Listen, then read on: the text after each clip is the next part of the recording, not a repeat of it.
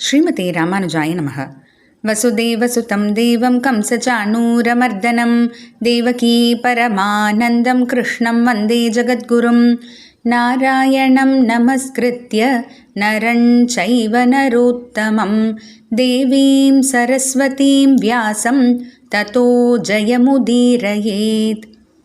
நாள்தோறும் பகவத்கீதையில் இப்போ நாம் விபூதி யோகம்ன்ற 10வது அத்தியாயத்தில் இருக்கும். அதில் 3 ஸ்லோகங்கள் வரைக்கும் பார்த்துருக்கோம். அதில் கடைசியாக பகவான் சொன்னது என்ன அப்படின்னா, யார் ஒருத்தர் தன்னை, அதாவது பகவானை வந்து எப்போதுமே, அதாவது இந்த ஒரு அவதாரத்துக்கு மட்டும் இல்லை, இந்த ஒரு யுகத்துக்கு மட்டும் இல்லை, எப்போதுமே பிறப்பிலி, அதாவது பிறப்பில்லாதவர்னும் இந்த பிரபஞ்சத்துக்கே வந்து முழுமுதற் கடவுள் நியமிப்பவர்னும் வந்து தெரிஞ்சுக்கிறாங்களோ, அப்படிப்பட்ட ஒருத்தர் தான் மனிதர்களுக்குள்ள குழப்பமே இல்லாதவர், ரொம்ப தெளிவான சிந்தை படைத்தவர்னு மட்டும் இல்லாமல் அவங்க எல்லா பாவங்கள்லேருந்தும் விடுதலை அடைகிறாங்கன்னு பகவான் சொல்லியிருக்காரு. இப்போ அடுத்த 2 ஸ்லோகங்கள் மூலமாக, அதாவது 4 மற்றும் 5வது ஸ்லோகங்களில் பகவான் பல மனோபாவங்கள் பற்றியெல்லாம் சொல்லி, அந்த மனோபாவங்கள் எல்லாமும் பகவான் கிட்ட இருந்து தான் வருது அப்படின்றது எடுத்து சொல்ல போகிறாரு. அதில் முதல்ல 4வது ஸ்லோகம், புத்திர் ஞானமசம்மோஹः க்ஷமா சத்யம் தமஷமः சுகம் துக்கம் பவோ பாவः பயம் சாபயமேவ ச. முதல்ல புத்திஹி. புத்திஹின்னா வந்து அனாலிட்டிக்கல் மைண்ட், அதாவது எது சரி எது தவறு அப்படின்னு அந்த ஆராயும் மனப்பான்மை இருக்கு இல்லையா, அதுதான் புத்தி. அடுத்து ஞானம், அறிவு. அறிவுன்னா இந்த இடத்துல என்ன, இப்போ இந்த புத்தினா ஆராயும் மனப்பான்மைன்னு பார்த்தோம் இல்லையா, அந்த ஆராய்ச்சியெல்லாம் முடிந்த பிறகு அதனால் அந்த ஏற்படக்கூடிய அந்த உறுதியான ஞானம், அந்த உறுதியான அறிவு தான் வந்து ஞானம்னு சொல்லப்படுது. அடுத்து அசம்மோக, அதாவது உன்னை வந்து மத்தொன்னா நினைக்காத அந்த தெளிவு, இது வந்து வேறு மாதிரி அப்படின்னு நினைக்காத அந்த ஒரு தெளிவான சிந்தை இருக்கு இல்லையா, அதுதான் அசம்மோக. க்ஷமா. க்ஷமா வந்து பொறுமையோடு இருப்பது. இப்போ ஒன்றும் இல்லை, ஒருத்தர் வந்து சும்மா உட்காந்துருக்காரு, எதுவுமே நடக்கலை, பொறுமையாக இருக்காருன்னா அதை வந்து நம்ம க்ஷமான்னு சொல்ல முடியாது.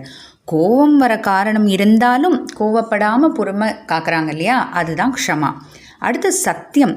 சத்தியம்னா இந்த இடத்துல வந்து வெறும் உண்மை பேசுறதுன்ற அர்த்தம் இல்லை, எல்லா ஜீவராசிகளுடைய ஹிதத்துக்காக, அதாவது நலனுக்காக பேசப்படுறது தான் வந்து சத்தியம் அப்படின்றத நம்ம வந்து புரிஞ்சுக்கணும். ஏன்னா இப்போ ஒன்றும் இல்லை, யாரோ ஒருத்தவங்க ஒரு பசுமாடை கொல்றதுக்காக துரத்திட்டு இருக்காங்க. அப்போ அந்த இடத்துல அவங்க வந்து பசுமாடு எங்கே போச்சு அப்படின்னு கேட்கும்போது சரியாக இந்த பக்கம்தான் போச்சுன்னு காமிச்சு கொடுத்தோன்னா, அப்போ அவங்க அந்த பசுமாட்டை வந்து கொலை பண்ணிடுறாங்க. அப்போ அந்த பசுமாடே இல்லாமல் போயிடுது இல்லையா, அப்போ எப்படி அது ஒரு ஜீவராசியோட நலனுக்காக இருக்கும்? அப்போ அந்த சமயத்தில் பசுமாடு எங்கே போச்சுன்னு தெரியலன்னு ஒரு பொய் சொன்னாலும் அது சத்தியமாக தான் கருதப்படுது. ஏன்னா அது அந்த ஜீவராசியினுடைய நலனுக்காக இல்லையா, அதனால் அதுதான் சத்தியம்ன்றது புரிஞ்சுக்கணும். அடுத்து தமக. தமகன்னா நம்மளுடைய வெளிப்புலன்கள், அதாவது இந்த கண்ணால் பார்க்குறோம், காதால் கேட்குறோம், வாயால் சாப்பிட்றோம், இந்த போல் வெளிப்புலன்கள் எல்லாம் அடக்குதல் தான் வந்து தமக. அடுத்து சமக. உள்புலன், அதாவது உள்ளே இருக்கக்கூடிய புலன்றது நமக்கு இந்த மனசு இல்லையா, அந்த மனசு தான் எல்லா புலன்களுக்கும் தலைவர் போல். அப்போ அந்த மனதை அடக்குதல் தான் வந்து சமக. அடுத்து சுகம். சுகம்னா இந்த ஆத்மாவுக்கு நல்லதாக இருக்கக்கூடியவையெல்லாம், விருப்பமாக இருக்கக்கூடியதெல்லாம் வந்து சுகம். துக்கம் வந்து ஆத்மாவுக்கு பிரதிகூலமாக, அதாவது வெறுப்பாக பிடிக்காமல் இருக்கக்கூடியதெல்லாம் வந்து துக்கம். பவக. ஆத்மாவுக்கு விருப்பமாக இருக்கக்கூடியதால் ஏற்படும் இன்பம், அதாவது சுகம்ன்றது ஆத்மாவுக்கு பிடித்தமான விருப்பமாக இருக்கக்கூடியது, அந்த ஆத்மாவுக்கு பிடித்ததான இருக்கக்கூடியதால் ஏற்படக்கூடிய இன்பம் தான் பவக. அடுத்து அபவக.